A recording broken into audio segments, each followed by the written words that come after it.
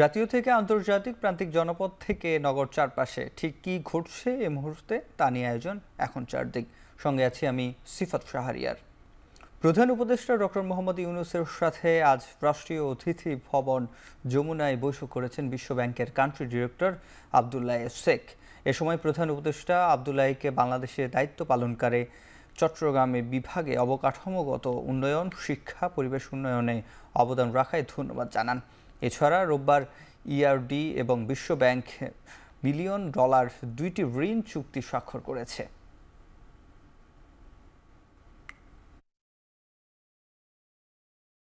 রাষ্ট্রপতি মোহাম্মদ শাহাবুদ্দিনের সঙ্গে আজ বঙ্গভবনে সৌজন্য সাক্ষাৎ করেছেন বাংলাদেশে নিযুক্ত ফিলিস্তিনের রাষ্ট্রদূত ইউসেফ রামাদান।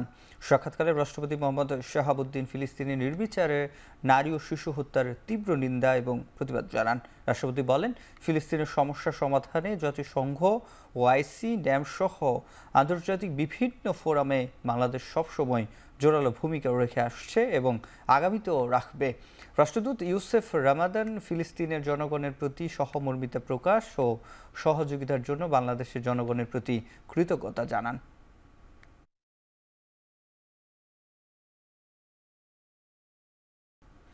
ভোট ও ভাতের অধিকার আদায়ে প্রয়োজনে 5 আগস্টের মতো রাস্তায় নামতে হবে বলে মন্তব্য করেছেন বিএনপি মহাসচিব মির্জা ফখরুল ইসলাম আলমগীর। সোমবার ঠাকুরগাঁওয়ের শিবগঞ্জ ডিগ্রি কলেজ মাঠে জনসভায় এই মন্তব্য করেন তিনি। বিএনপি শান্তিপূর্ণভাবে নির্বাচন করতে চায় উল্লেখ করে দায়িত্বশীল পদ থেকে কাউকে উত্তেজনাপূর্ণ কথা না বলার আহ্বান জানান তিনি। মির্জা ফখরুল বলেন, সাম্প্রদায়িক সম্প্রীতি নষ্ট করতে শেখ হাসিনা ভারতে বসে ষড়যন্ত্র করছে। বিএনপি 15 বছর লড়াই করার কারণেই ছাত্র জনতা ফ্যাসিবাদের পতন ঘটাতে পেরেছে বলে মন্তব্য করেন তিনি আরও বলেন, খালেদা জিয়াকে কারাগারে রেখে হত্যা করতে চেয়েছিল আওয়ামী লীগ। ফখরুল বলেন, আওয়ামী লীগ রাষ্ট্র কাঠামো ধ্বংসের কারণে এখনও নির্বাচনী ব্যবস্থা ঠিক করা যায়নি। গণতন্ত্রের ছদ্মবেশে আওয়ামী লীগ বাকশাল কায়েম করেছিল বলে মন্তব্য করেন বিএনপির মহাসচিব। বিএনপি 15 বছর লড়াই করছে বলেই তো তোমরা পারছো বাবা, নাইলে এই জায়গাটা তো তৈরি হতো না। 15টা বছর এই অত্যাচার নির্যাতন সহ্য করে আমরা একটা অবস্থা তৈরি করেছি।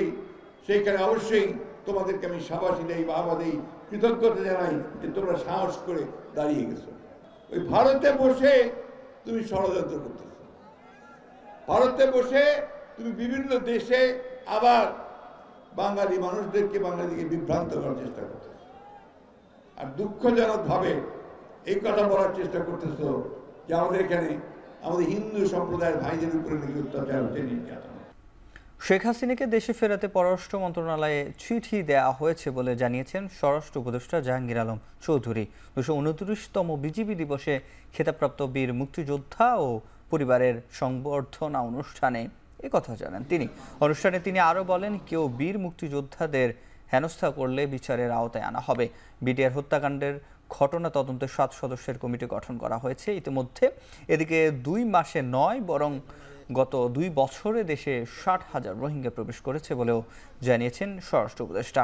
তবে রোহিঙ্গাদের আর দেশে প্রবেশ করতে দেয়া হবে না বলেও জানিয়ে দেন তিনি।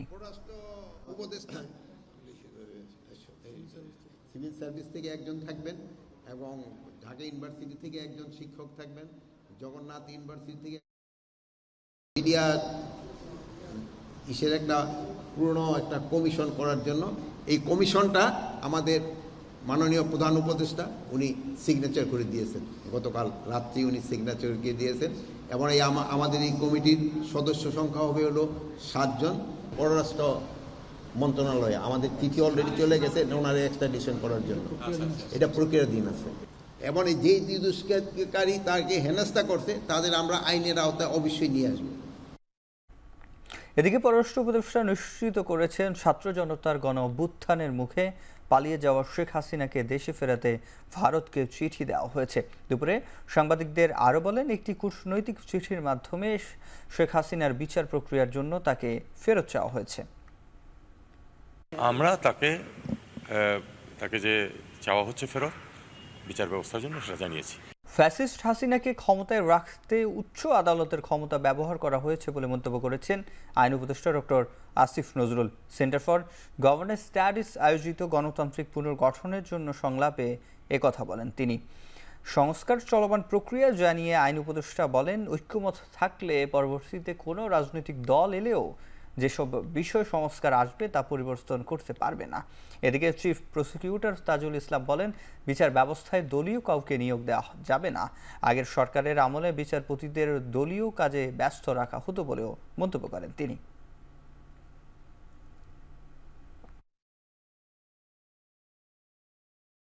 এই গত 10 বছরে যত কন্টেম্প পিটিশন হয়েছে, কোনো একটা কন্টেম্প পিটিশনের কোনো শুনানি করা যায় না। কোনো কোর্ট বলে যে আমরা আদালত অবমাননা, সরকারের কোনো এজেন্সি আদালতের আদেশ ভায়োলেশন করেছে, এটা আমরা শুনতে পারবো না।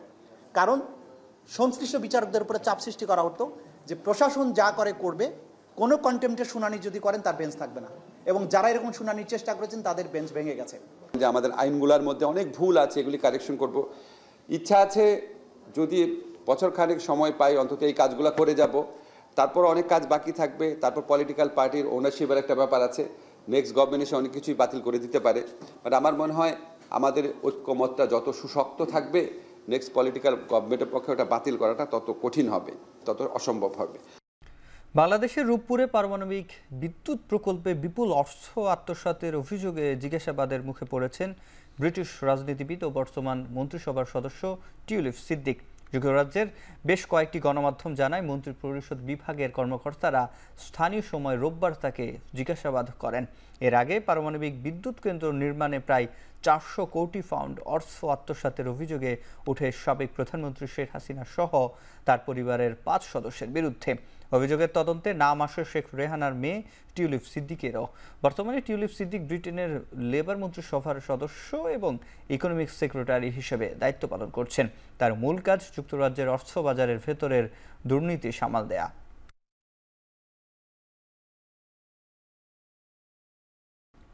মৌলভীবাজারে বঙ্গবন্ধু শেখ মুজিব সাফারি পার্ক প্রকল্পের অনুমোদন বাতিল করেছে এক্সনিক। বন্যপ্রাণীদের চলাচল ও জীবনযাপনে বিরূপ প্রভাব পড়বে এমন আশঙ্কায় প্রকল্পটি বাতিল করা হয়েছে। আগারগাঁওয়ে এনএসসি সম্মেলন কক্ষে অন্তর্বর্তী সরকারের প্রধান উপদেষ্টা ডক্টর মোহাম্মদ ইউনূসের সভাপতিত্বে অনুষ্ঠিত হয় এক্সনিক সভা। সভায় 1974 কোটি টাকার 10টি প্রকল্পের অনুমোদন দিয়েছে জাতীয় অর্থনৈতিক পরিষদের নির্বাহী কমিটি। সভা শেষে পরিকল্পনা উপদেষ্টা ডক্টর ওয়াহিদুদ্দিন মাহমুদ বলেন, এলএনজি আমদানিতে নজর না দিয়ে বাফেক্সকে শক্তিশালী করে গ্যাস উত্তোলন করার সিদ্ধান্ত নেওয়া হয়েছে। বাংলাদেশ জামায়াতে ইসলামী ঢাকা মহানগর দক্ষিণ আয়োজিত ওয়ারী পশ্চিম থানার কর্মী সম্মেলন ও সাংস্কৃতিক সন্ধ্যা অনুষ্ঠিত হয়েছে সোমবার। কর্মী সম্মেলনে শীর্ষ নেতারা দাবি করেন, চাঁদাবাজি, দখলবাজি ও নৈরাজ্যকর কর্মকাণ্ড থেকে সচেতনভাবে দূরে রয়েছে দলের নেতাকর্মীরা। বাংলাদেশ হোমিওপ্যাথিক মেডিকেল কলেজ প্রাঙ্গণে অনুষ্ঠিত কর্মী সম্মেলনে আশপাশে 15টি ইউনিটের নেতাকর্মীরা অংশ নেন। বক্তব্য দলের শীর্ষ নেতারা বলেন, আগামী বাংলাদেশ হবে দুর্নীতি ও সিন্ডিকেট মুক্ত, যার নেতৃত্ব দিবে বাংলাদেশ জামায়াত ইসলামী। সভায় উপস্থিত ছিলেন ঢাকা মহানগর দক্ষিণ জামায়াত ইসলামী আমির মোহাম্মদ নুরুল ইসলাম বুলবুল ও সেক্রেটারি ডক্টর শফিকুল ইসলাম মাসুদ সহ আরও অনেকে। পরে গজল ও ইসলামী সঙ্গীত পরিবেশন করা হয়।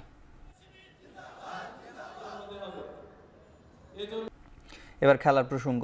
2025 আইসিসি চ্যাম্পিয়ন্স ট্রফিতে বাংলাদেশ তাদের প্রথম ম্যাচ 20 ফেব্রুয়ারি খেলবে ভারতের বিপক্ষে। ম্যাচটি অনুষ্ঠিত হবে দুবাইয়ে। আমিরাতে চ্যাম্পিয়ন্স ট্রফিতে নিরপেক্ষ ভেন্যু চূড়ান্ত করেছে পাকিস্তান ক্রিকেট বোর্ড। ভারতের ম্যাচগুলো ছাড়া 2 গ্রুপের বাকি সব ম্যাচই হবে লাহোর, করাচি ও রাওয়ালপিন্ডিতে। 19 ফেব্রুয়ারি টুর্নামেন্টের প্রথম ম্যাচ করাচিতে। স্বাগতিকদের প্রতিপক্ষ নিউজিল্যান্ড। এ গ্রুপের Pakistan Bharat high voltage match 23 ফেব্রুয়ারি ও 27 ফেব্রুয়ারি স্বাগতিকদের শেষ গ্রুপ ম্যাচে প্রতিপক্ষ বাংলাদেশ। 4 ও 5 ম্যাচ 2টি সেমিফাইনালের জন্য একদিন করে রিজার্ভ রাখা হয়েছে। ভারত সেমিফাইনালে উঠলে 4 মার্চ খেলবে দুবাইয়ে। ফাইনালে উঠলে 9 মার্চের শিরোপা নির্ধারণীতে সেখানেই হবে। আর ভারত ফাইনালে বা সেমিফাইনালে না উঠতে পারলে সে ম্যাচ পাকিস্তানে আয়োজন করা হবে।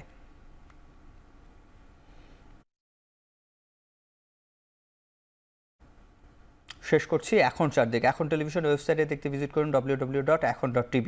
এখন টেলিভিশন ফেসবুকে দেখতে ভিজিট করুন facebook.com/tv.এখন। ইউটিউবে দেখতে ভিজিট করুন youtube.com/c/এখন tv।